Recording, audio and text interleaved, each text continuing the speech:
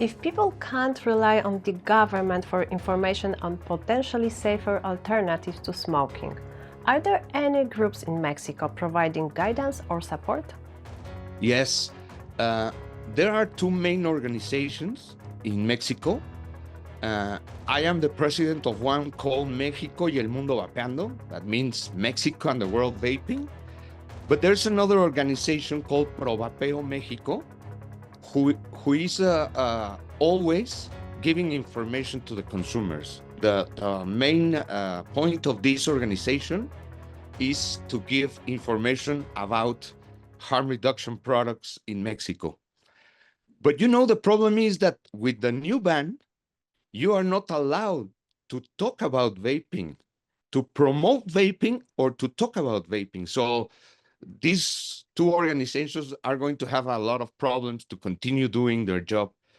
But still, as I told you, I'm not sure how the law enforcement is going to be in Mexico. So we will see and try to continue doing what we do.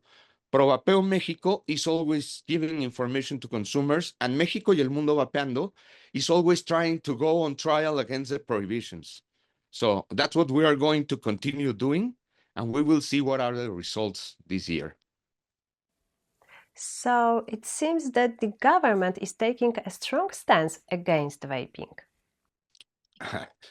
Well, they don't say cigarettes are fine, but they are saying that vaping is even worse than cigarettes. That's the way to justify a ban against vaping and continue selling cigarettes, because right now we have maybe a tax, a special tax for cigarettes of 160%.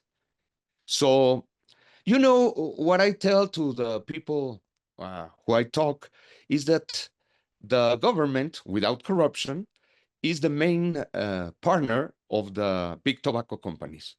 They even make more money than big tobacco companies with taxes. In Mexico, these special taxes are not pointed to a special thing. In some countries, all these special taxes go to health programs or hospitals. In Mexico, they can use these special taxes in wherever they want. So it's a very good business for the government. It's a very good strategy to get the competition away. And the best way to do it is telling people lies. You have to convince people not to use a product. Right now, the first thing what happened in Mexico is that everything was going to be banned and punished with 1 to 8 years, even using of vaping. At the end, they changed that. But the proposition, or the law proposition, was pointing everything.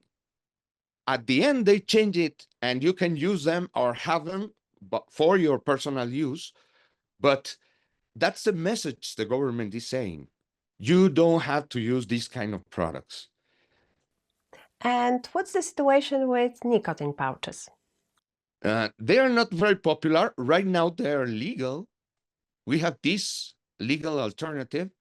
It's not very popular. It's starting to be sold all around the country because I think they've been selling these products for maybe 4 or 5 months. They have a very high tax because the tax is not made related to damage. It's just they are tobacco products, 100% special tax.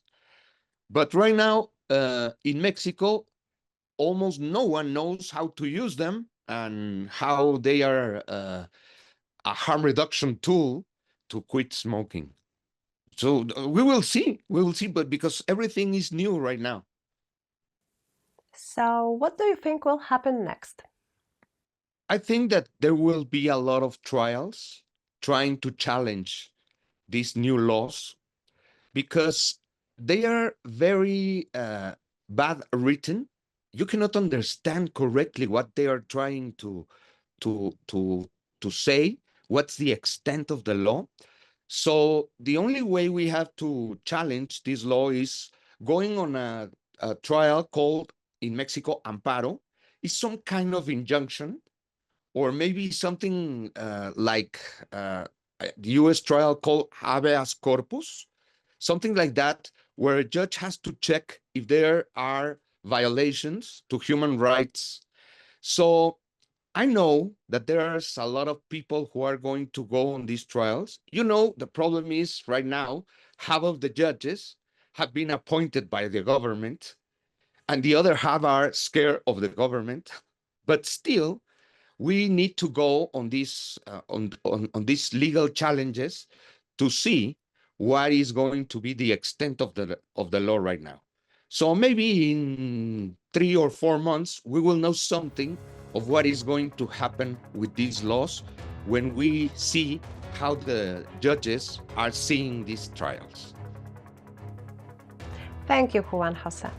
That's all for today. Tune in next time here on GFN TV or on our podcast. You can also find transcriptions of each episode on the GFN TV website. Thanks for watching or listening. See you next time.